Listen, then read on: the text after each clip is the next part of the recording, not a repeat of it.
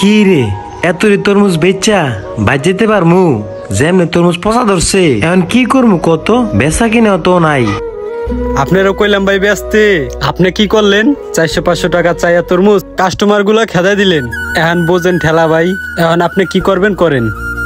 এখন কি আর করমু? তুই একটা কাম কর, যা দাম কয় কাস্টমার ওই দামে তুই বেচা দে। 150, 200, 250 যে যেটা কইব ওই দামে বেচা দে। আন্নারে রে ভাই আমরা চালানো উঠতো না। এখন ডাকি, ওই ভাই তরমুজ লয়ে যান, তরমুজ লয়ে যান, কমের মধ্যে আছে, কমের মধ্যে আছে, তরমুজ লয়ে যান, তরমুজ লয়ে যান। এই ভাই তরমুজ লয়ে যান, তরমুজ লয়ে যান। ভাই একটা তরমুজ লয়ে যান, কমের মধ্যে আছে, একদম পানির দামে সারি দিয়েছি ভাই। যা দাম কইবেন ওই দামে বেচুন ভাই, বেচা ভাই জমুকা ভাই। ও 1.5 সপ্তাহ আমার মাইয়ার নিয়ে আইছিলাম, তরমুজ একদম 700 টাকা চাইয়া বইয়া দিছো। 500 টাকা দিয়া এত রিকোয়েস্ট করলাম যে তরমুজটা দাও, তুমি দিলা না। আমার মাইয়ার আমি তরমুজ কিনা দিতে পারি নাই। আর এখন তুমি তোমার তরমুজ পছন্দ আছে, এখন তুমি যেই দামে মন চায় সেই দামে নেন ভাই। এখন তুমি তরমুজ পচবো দেখা দিয়া দিতেছো, ভালোই তো দাম শিখছো। আমরা তো খুচরা ব্যবসায়ী ভাই, আমাদের তো কিছু করার নাই। এই দেন না কতরি তরমুজ লয়ে বই রয়েছি, সকাল থেকে একটা তরমুজ বেচতারি না ভাই। আগে যা হয়েছে এটা লয়ে কোনো মন খারাপ করেন না ভাই। এখন সস্তা আছে, এখন 2টা করে লয়ে যান। দেখ তোর পলিতাবাজি এখন আর আমার ভালো লাগতেছে না, ঠিক আছে?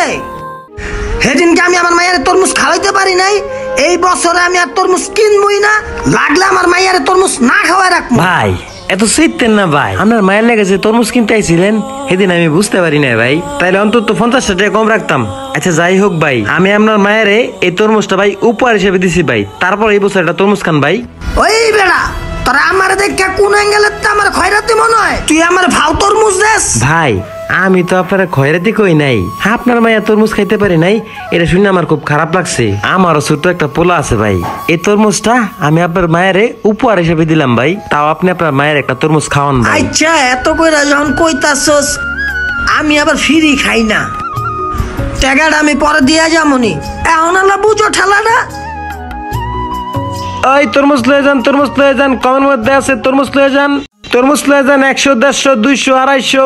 ভাই তরমুজ কত কইরা? ভাই তরমুজ কমের মধ্যে আছে, কোনটা লাগবো লয়ে যান, খালি দাম দর লইয়া বাঁচবো না। ভাই এই দোকানে তরমুজ কিনো না, প্রথম রমজানের দিন 10 টাকার লিগে আমার একটা তরমুজ দেয় নাই। ভাই আপনার দোকান থেকে তরমুজ কেনা যাবে না ভাই। ছোট ভাই ওই সময় তরমুজের দাম বেশি ছিল তো তাই কমাই রাখতে পারি নাই। এখন তরমুজ লয়ে যান ভাই, কমাই দিমু ভাই, কোনো দামাদামি করবো না। আপনি যে দাম কইবেন আমি ওই দামে দিমু ভাই। তোমরা রমজান শুরুতে যা শুরু করছিলা, তরমুজের দাম তো দ্বিগুণ বাড়ে আলাইছিলা। তোমাদের দামের জন্য একটা গরিব মানুষ তরমুজ খেতে পারে নাই। আচ্ছা যাই হোক, পার পিস কত করে বিক্রি করতেছো?